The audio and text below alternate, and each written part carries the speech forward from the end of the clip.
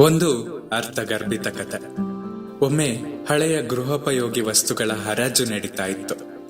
ಹರಾಜು ಹಾಕುವವನು ಪ್ರತಿಯೊಂದು ವಸ್ತುವನ್ನು ಆಕರ್ಷಕ ಮಾತುಗಳಿಂದ ವಿವರಿಸಿ ಹೆಚ್ಚು ಬೆಲೆ ಬರುವಂತೆ ಮಾಡ್ತಾ ಇದ್ದ.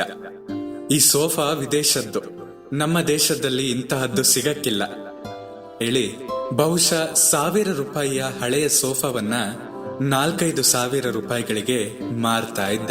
ಇದರಿಂದಾಗಿ ಎಲ್ಲ ವಸ್ತುಗಳು ಒಳ್ಳೊಳ್ಳೆಯ ಬೆಲೆಗೆ ಮಾರಾಟವಾದವು.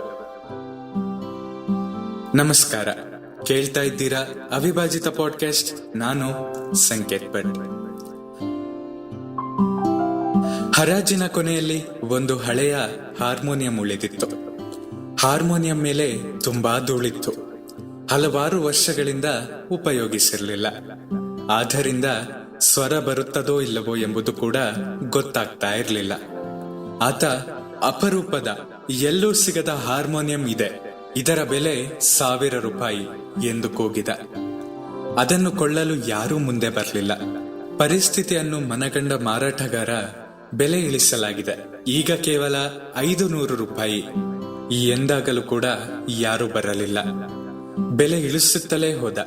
ಕೊನೆಗೆ 50 ರೂಪಾಯಿಗೆ ಹಾರ್ಮೋನಿಯಂ ಎಂದಾಗಲೂ ಯಾರೂ ಬರಲಿಲ್ಲ.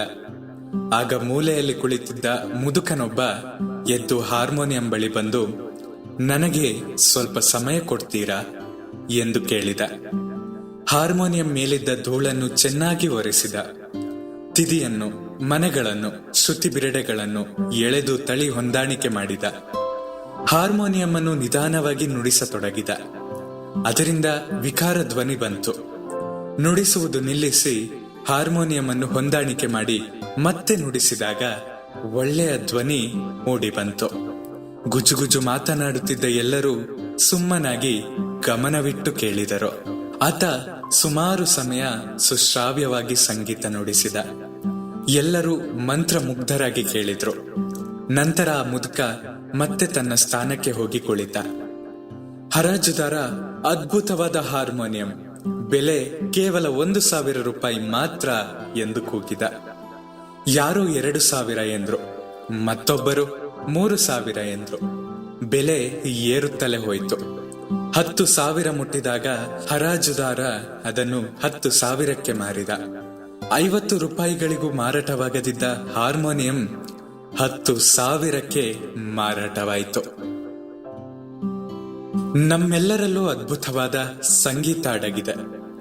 ಆದರೆ ಮೊದಲು ನಮ್ಮ ಮೇಲೆ ಬಹುದಿನಗಳಿಂದ ಕುಳಿತಿರುವ ಧೂಳನ್ನ ಕೆಡವಿಕೊಳ್ಳಬೇಕು. ನಾನು ದಡ್ಡ, ಹಿಂದುಳಿದವನು, ನನ್ನಿಂದೇನಾಗುತ್ತೆ, ಇಂತಹ ನಮ್ಮದೇ ಕೀಳರಿಮೆಗಳು ನಮ್ಮ ಮೇಲೆ ಕವಿದಿರುವ ಧೂಳು. ಸೂಕ್ತ ವಿದ್ಯಾಭ್ಯಾಸ, ತರಬೇತಿ, ಉತ್ಸಾಹವರ್ಧಕ ಪುಸ್ತಕಗಳನ್ನು ಓದುವುದು, ಸಾಧಕರ ಸಹವಾಸ, ಇವು ನಾವು ಮಾಡಿಕೊಳ್ಳಬೇಕಾದ ಸಣ್ಣ ಪುಟ್ಟ ರಿಪೇರಿಗಳು. ಮೊದಲು ಬಂದ ವಿಕಾರ ಧ್ವನಿ ನಾವು ಎದುರಿಸುವ ಎಡರು ತೊಡರುಗಳು.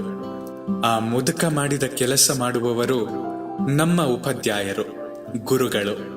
ಇದೆಲ್ಲ ಆದಾಗ ನಮ್ಮೆಲ್ಲರಲ್ಲಿರುವ ಅದ್ಭುತ ಸಂಗೀತ ಹೊರಬರುತ್ತದೆ ಮತ್ತು ನಾವೇ ನಿರೀಕ್ಷಿಸಿರದ ಅಪೂರ್ವವಾದ ಬೆಲೆ ನಮಗೆ ದೊರೆಯುತ್ತದೆ.